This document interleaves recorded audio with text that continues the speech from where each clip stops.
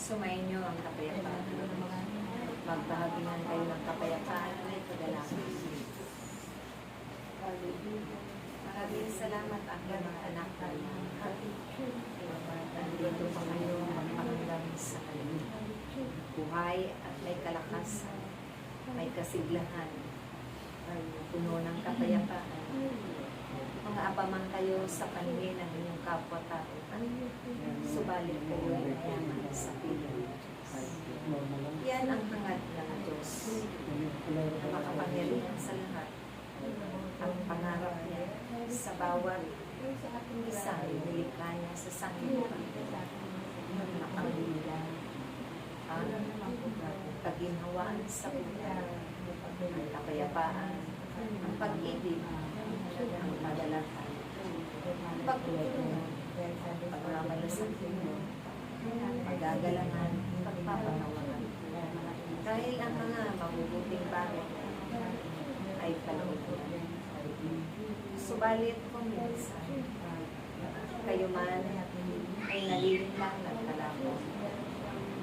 Yan ang mga tukso ng pagkakasal na umaakit at pumahalina sa bawat paningin, sa bawat isip. Lahat ng ito ay inyong itabuhin sa pamamagitan ng makalangit at tiyak ang kayo ay magtatabi. Walang sino man ang mabubuhay kung wala kapwa-tao. Kayo ay may panalimutan sa isa't isa. Kaya't ganapin ninyo ang nararapat sa abot ng inyong makakaya na puno ng kagalakan, may kalapit na pag-ibig at kababaan ng kalooban. Dahil kapag ito'y parati ninyo sinasapamuhan, pagsusumikapan ganapin, tunay at tiyak ang katagumpayan sa sarili. Hindi lamang masaganang buhay, kapayapaan, at kayo man ang magiging daan ng pagbabago ng inyong pagkatao sa sanlibutan. Kayo ang magiging daluyan ng mga biyaya sa pamamagitan ng inyong sama-samang tanan. Sa pamamagitan ng inyong buong katapatan, paglilingkod sa Diyos at pagsunod. Inyong matatag na pananampalataya na kailanman ang kapangyarihan lamang ng Diyos ang siyang pinagkakatiwalaan habang kayo'y nabubuhay pa sa sanlibutan.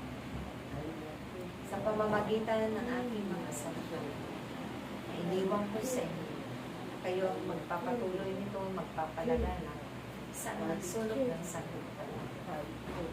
Lahat kayo ay nabagay. Naroon ang inyong mga pagbabago na patuloy pa ito ipinagkakalob ng Diyos.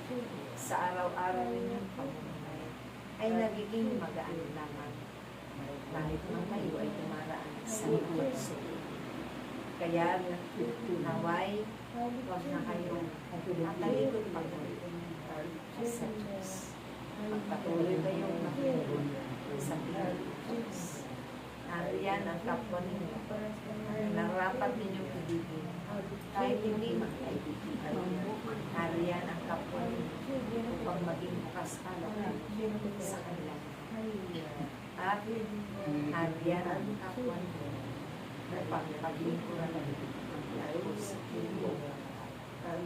Maraming salamat ang inyong mga minamahal. Hanggang sa araw ng bukas, sumayin na pagkakaisa, sumayin na ang kapayapaan. Praise